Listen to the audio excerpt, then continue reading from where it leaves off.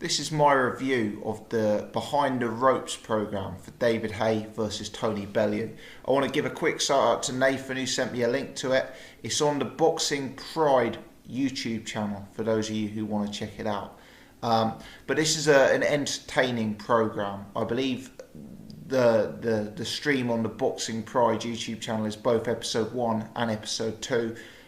Which is obviously going to be shown on Sky Sports at some point between now and the fight, but they've obviously released it early for whatever reason online.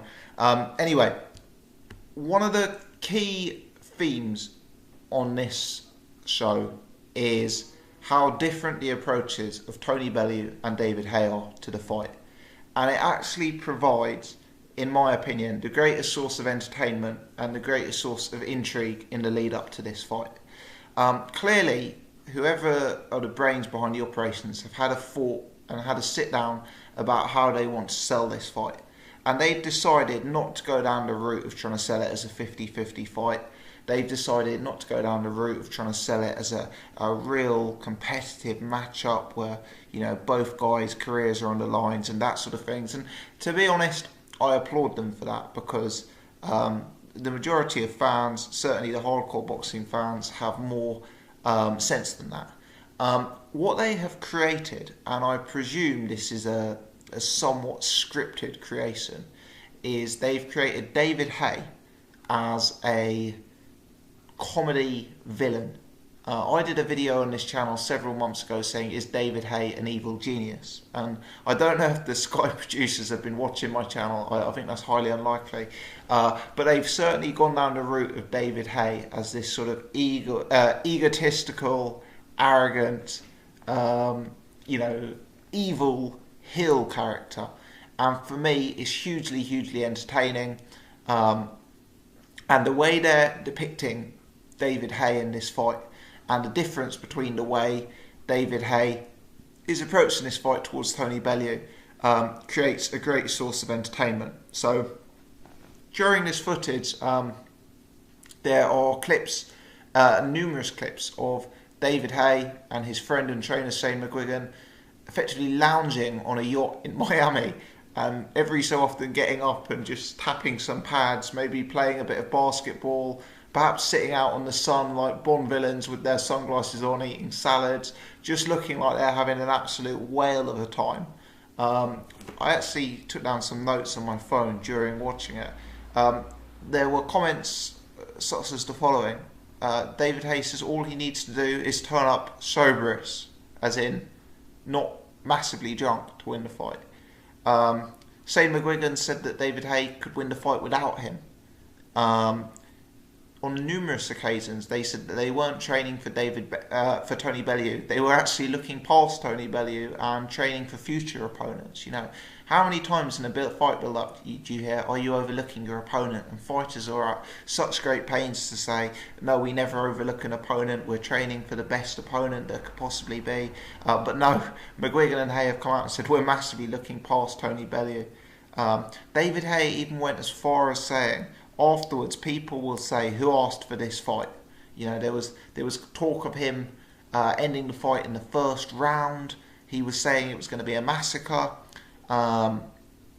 You've got images of David Haye sitting in a jacuzzi on a yacht, drinking a cocktail which has been prepared for him by some sort of glamour model. Then you've got David Haye having a yoga lesson from a scantily clad young lady. It really is comedy stuff. The contrast is Tony Bellew in the north of England, training in David Coldwell's semi-rundown gym, living, I guess you could say, more the Rocky lifestyle in terms of his preparation for the fight. You've got here one guy who is living the glitz and the glamour on a yacht in Miami and clearly playing up to that, laughing for the camera, saying things like, "I'll be in big trouble if Tony Bellew takes me to the later stages of this fight," as he's sipping a cocktail in the jacuzzi. And for me, it does create intrigue because as much as I've enjoyed the WWE style build-up here, I found it hard to get excited for the fight itself. because, you know, I just have always viewed it as so one-sided. But this program, what it's clearly trying to do is get the viewer to side with Tony Bellew. It's clearly trying to make Tony Bellew the fan favourite. You know, Tony Bellew is shown with his family in some relatively heartwarming clips with his young kids and his family at their house. You know, it's talking about Tony Bellew's story and, you know, how he's upset the odds and that sort of thing, and how he's already happy with his lot, but this is his bonus round, etc.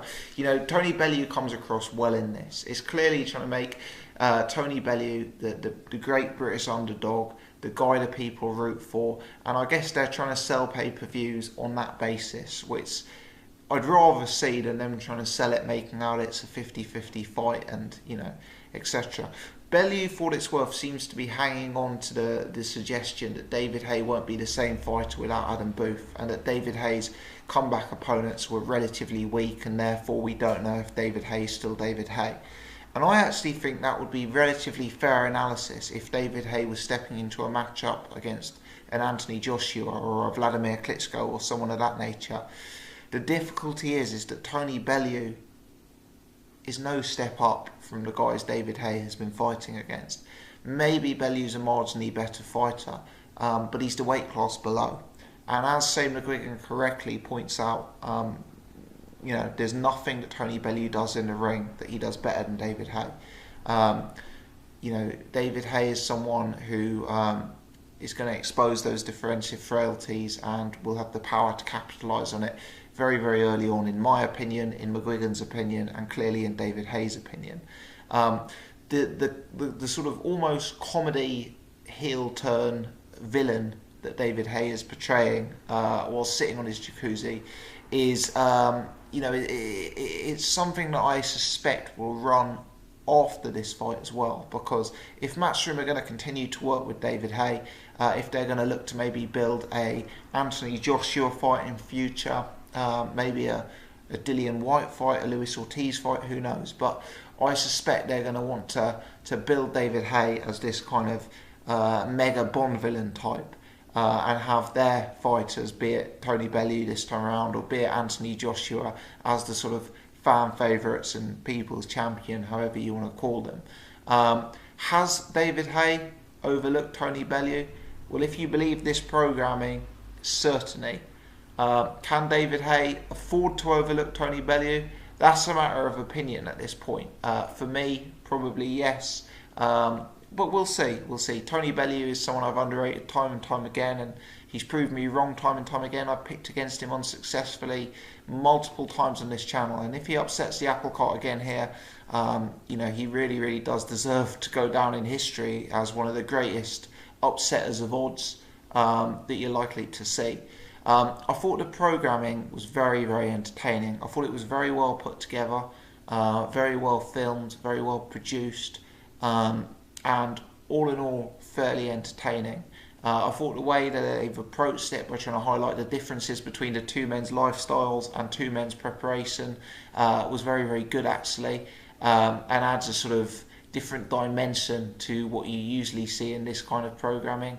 And yeah, it's made me look forward to the fight next week, I must say. I am looking forward to the fight purely from a sort of event gravitas and also entertainment and comedy perspective in terms of the WWE style antics, as opposed to in the belief that I'm legit about to see a very, very competitive fight. But they're not selling it on this pay-per-view being a competitive fight. They're selling it on two guys with high knockout ratios coming to take each other out, and you know, David Haye fans and casual fans who buy the pay-per-view are probably actually buying this hoping to see a destruction and a brutal knockout, you know, similar to what I was saying when Chris Eubank did his pay-per-view.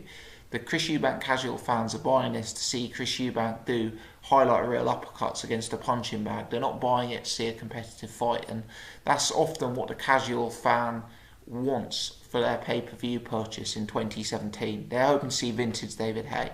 They're hoping to see him land a haymaker. And it'll be interesting to see if that does happen, how Tony Bellew responds. But I enjoyed this. I thought it was well put together. You know, I think the David Haye character does entertain me. It really does entertain me how arrogant he is and how egotistical, and just I've never seen a fighter so dismissive of an opponent before a big fight before. David Haye just cannot envisage a situation he loses to Tony Bellew, and for me that's perhaps one of the most entertaining and interesting themes on the lead up to this fight. Let me know your thoughts on this program, people. Did you enjoy it? Was your take the same as mine? And do you think David Haye genuinely is overlooking Tony Bellew? And perhaps the more appropriate question is he right to overlook Tony Bellew? Let me know your thoughts in the comment section below.